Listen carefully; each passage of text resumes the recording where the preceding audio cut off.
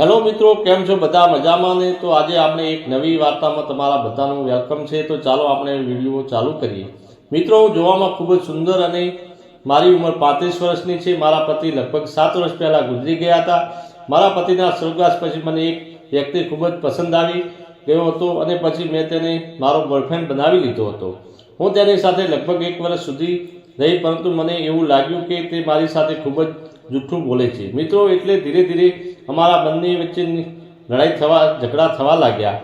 થોડા દિવસ પછી અમે બંને અલગ થઈ ગયા અને મારો એક છોકરો છે જે બહાર હોસ્ટેલની અંદર ભણે છે. મારો છોકરો ખૂબ જ ખુલ્લા વિચારનો છે. તે મારી દરેક વાતની અંદર મારો સાથ આપે છે. મારો છોકરો મને વારવાર કહે છે, મમ્મી, જિંદગી ખૂબ જ મોટી છે, એટલા માટે તમે તમારા માટે કોઈ જીવનસાથી શોધી લો, જેથી કરીને તમને પોતાની જિંદગી એકલું ન લાગે. પરંતુ તેની વાત સાંભળીને હું વિચારવા લાગતી કે હું કોઈની ઉપર ભરોસો કરું કેટલા માટે, શાના માટે? હું હજુ સુધી કોઈના જીવનસાથીને પસંદ કરી શકી નહોતી અને મારી માટે એ આસાન પણ નહોતું. હું એવો જીવનસાથી ગોતવા માંગતી હતી જે મારી આટલી ઉંમર હોવા છતાં 22 વર્ષની છોકરીની જેમ પ્રેમ કરે અને મારી સંભાળ રાખે. આવો વ્યક્તિ ગોતવો સહેલો નહોતો.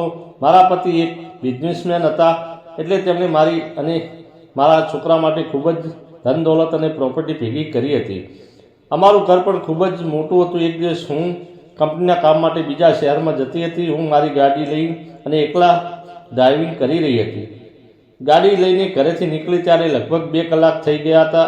ત્યાં રસ્તામાં મારી ગાડીનું ટાયર પંચર થઈ ગયું. તે એક વિરાન અને સુનસાન જગ્યા હતી. અહીંયા ખૂબ જ ઓછા લોકો દેખાતા હતા. મને થોડોક ડર લાગવા લાગ્યો. થોડી વાર સુધી હું મારી ગાડી પાસે ઊભી રહી અને દૂરથી એક બાઇક આવતી નજરે ચડી. મેં તેને ઊભા રહેવા માટે ઇશારો કર્યો. તે બાઇક લઈને એક ખૂબ જ હેન્ડસમ છોકરો ચલાવી રહ્યો હતો. મિત્રો, મારી પાસે બાઇક ઊભી રાખી અને પૂછ્યું, મેડમ, બતાવો તમારે શું જોઈએ છે? તે જોવામાં ખૂબ જ સુંદર હતો. તેને જોઈને હું પાગલ થઈ ગઈ અને હું તે છોકરાના સપનામાં ખોવાઈ ગઈ. તે શું બોલી રહ્યો હતો મેં તેના પર ધ્યાન ન આપ્યું. હું ખૂબ જ બસ તેને જોતી રહી ગઈ.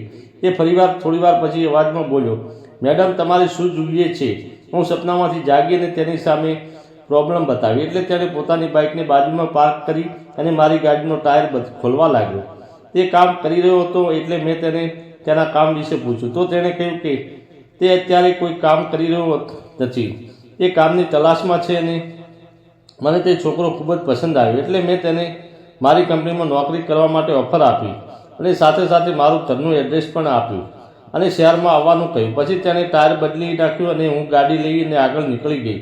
અને થોડા દિવસ પછી તે છોકરો મારા ઘરે આવ્યો અને તેણે આવીને કહ્યું કે મારે નોકરી જોઈએ છે.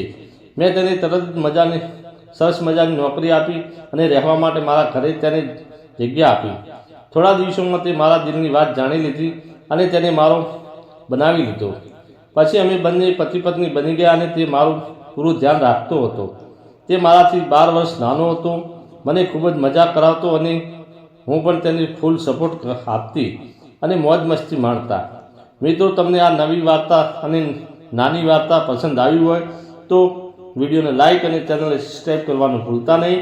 મિત્રો, વિડીયો પૂરેપૂરો જોવા બદલ આપ સૌ મિત્રોનો દિલથી ખૂબ ખૂબ ધન્યવાદ.